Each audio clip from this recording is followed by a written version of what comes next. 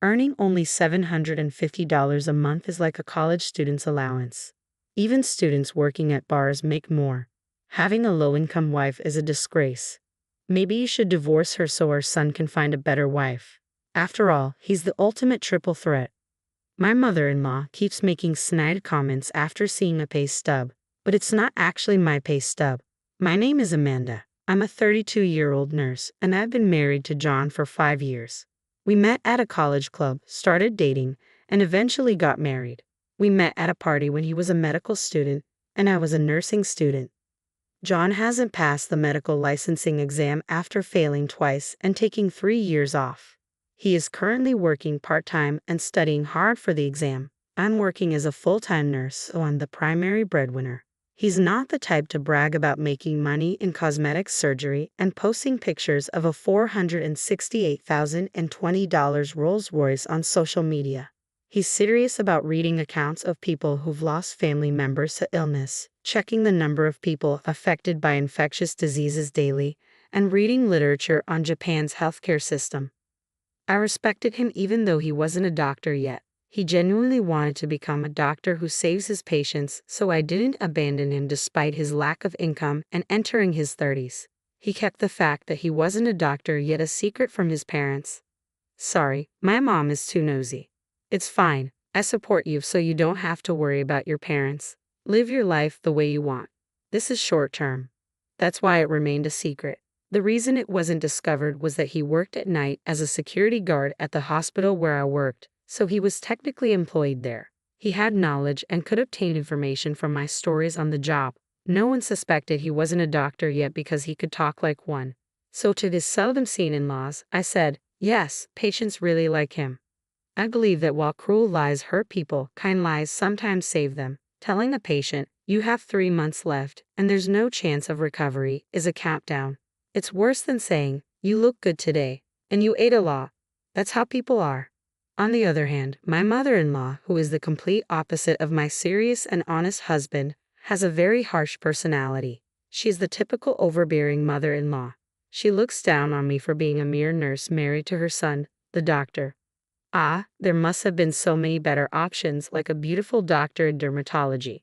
I always apologize and bow my head when she talks like that. I wholeheartedly support him in his pursuit of becoming a doctor, but at this point, he's just a high school graduate with extensive medical knowledge working part-time. He's not even a medical intern.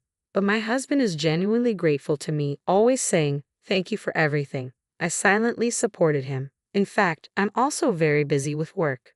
Our combined income was barely enough to make ends meet, but it couldn't be helped. I didn't care much about money when I entered this field because I genuinely admired Florence Nightingale. Currently, I'm a nurse in internal medicine, the most demanding field in terms of workload.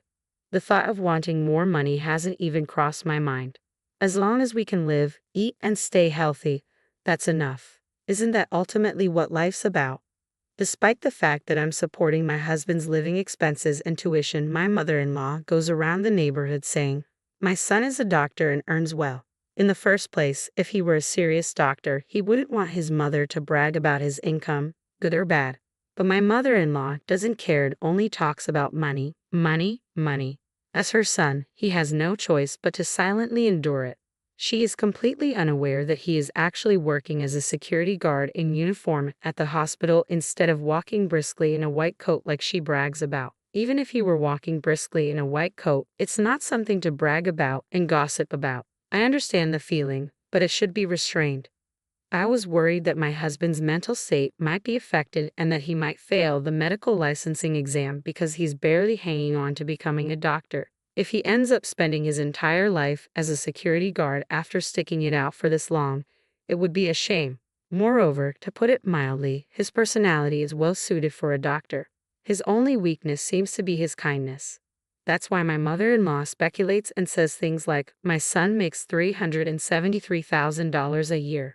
For him, knowing that's false only adds more pressure. I once gently voiced my disapproval about it. I think it would be better for the patients if you didn't talk so much about his job because it might cause problems.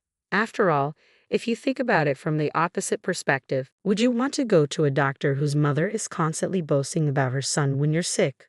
But my mother-in-law doesn't care. Shut up, You're just a nurse. You should be grateful that you could marry a doctor. It's luckier than winning the $3 million lottery. Money can't buy status, you nursing school graduate. She spews such verbal abuse. Yes, I'm sorry. Thank you for allowing me to marry John. I respect him both as a doctor and as a person, so please just leave him alone. You're so annoying. We can still make him divorce you and remarry. It would be pitiful if our future grandchild inherits your low IQ blood. This is beyond harassment. It's close to a violation of human rights. But I kept quiet. Somehow, compared to saving the patient's life or a sense of mission in my work, my mother-in-law's sarcasm seemed very trivial. I didn't really take her seriously. But as those days continued, that day finally came.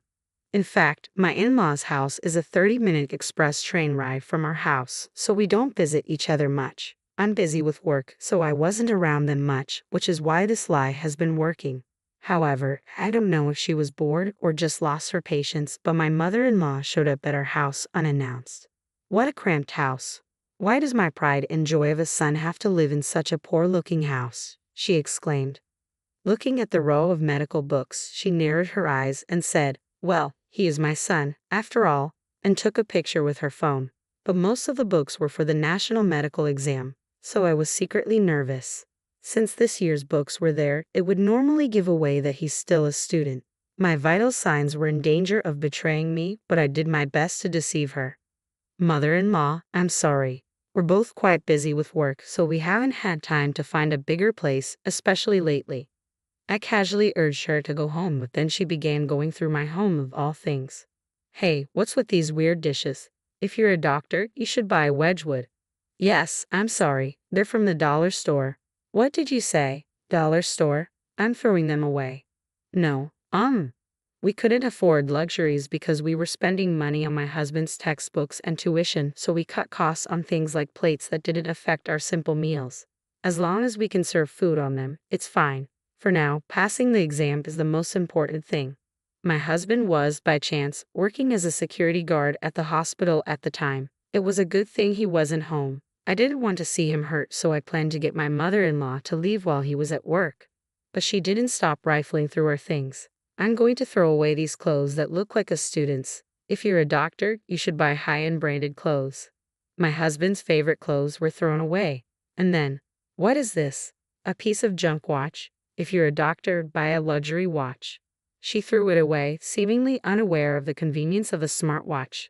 The belongings of his that were being thrown away one after another were bought with the little money he had earned. He would have preferred to be in an OR treating patients instead of standing outside with his pride in tatters, but he was working hard for the sake of his dreams and for the sweat he had shed. But there was no stopping her now. It's because he married a poor girl that you have a poor life, even though he's a doctor. It's a wonder you don't live in a tower mansion. Unbelievable. I was thinking of going shopping together and at least getting you to buy me a bag or something.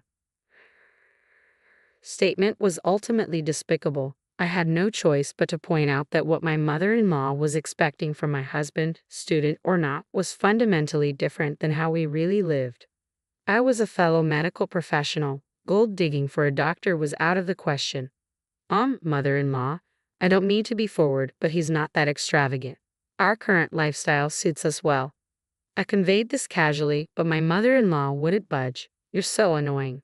Do you have any idea how hard he worked to get into medical school?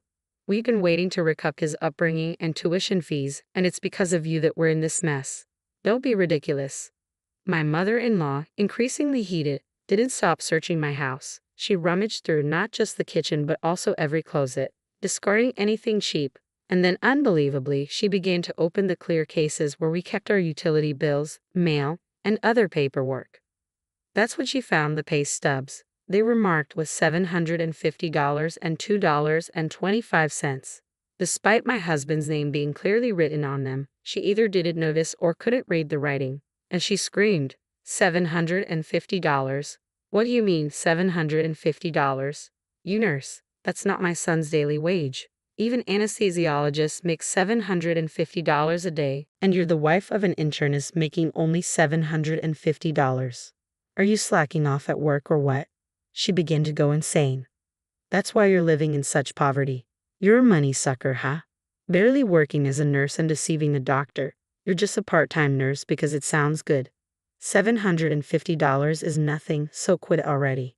That money was earned by him enduring younger doctors passing him by without even a glance, biting his lip and working in the gaps between his study hours for a very low daily wage. It was by no means the same with or without it. I thought it was a very pure number. But my mother-in-law's madness wouldn't stop, and finally, the worst happened.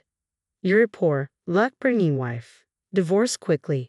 At that moment, I heard the front door slam shut. My husband had returned home from his part-time job. His face froze when he saw his clothes and watch, which had been cruelly stuffed into a trash bag. He began to silently and carefully pick them up one by one. But my mother-in-law said this. John, I don't mean to be harsh, but please divorce this wife of yours.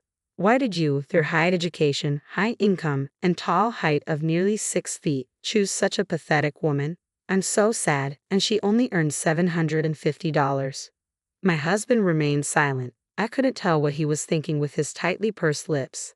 My mother-in-law laughed and added, I'll bring the divorce papers for you. Leave this dusty room and this disinfectant-smelling woman behind and remarry a better woman. You're a doctor. Remarrying is a given. Then my husband slowly stood up and finally said, Mom, I've been keeping quiet about this, but I'm not a doctor yet. Huh? I'm sorry for hiding it, but I haven't passed the national exam yet. And about that $750. For some reason, my mother-in-law was so surprised that she turned to me for help. I don't understand what he's saying. The $750 payslip is yours, right? I decided there was no use hiding it anymore and replied, No, it's not mine. My husband chimed in. That's my salary for my part-time job. That can't be. You're lying, right? I'm not lying. It's true. I'm not a doctor yet. I failed the national exam twice. My mother-in-law, shocked to find out her son was not a doctor yet, suddenly started acting strangely. She slipped on some newspaper she had scattered earlier while rummaging through her house and fell to the floor. Help me. She slid and fell but managed not to hit her head by quickly putting her arm out. However, her right arm, the dominant one, broke with a loud snap. It was most definitely a fracture. My husband and I quickly treated her and took her to the hospital where we guided her to the orthopedic department. But my husband said, Mom, I'm sorry, but please don't come to our house anymore. And I don't want you to think of me as your son anymore. My mother-in-law was trembling from the shock of it all, but my husband continued. I knew you were bragging about me, but I put up with it. I felt guilty for lying. But when you insulted the money I worked so hard to earn, that was too much. But I never would have guessed you were a doctor. It doesn't matter if I'm a doctor or not. Do you think I'm studying just to say I earn $750 a day? I'm an adult, and it seems like we can't reconcile our differences in values, so let's cut ties. And so it seemed that my husband really decided to sever his ties with his mother. My mother-in-law, who had found her only purpose in life boasting about her son, seemed to be completely disheartened. Nowadays, she stays cooped up in her house, apparently too embarrassed to face her neighbors. That same year, my husband successfully passed the medical licensing exam. Though he was a bit older, he started working as a newly minted resident physician and shone brightly, never forgetting to show kindness, such as offering tea to the security guards. Our days became very peaceful and happy. If she had just waited a few more months, my mother-in-law's dream would have come true, and she could have seen him in his white coat. It's really a pity, but she brought it upon herself.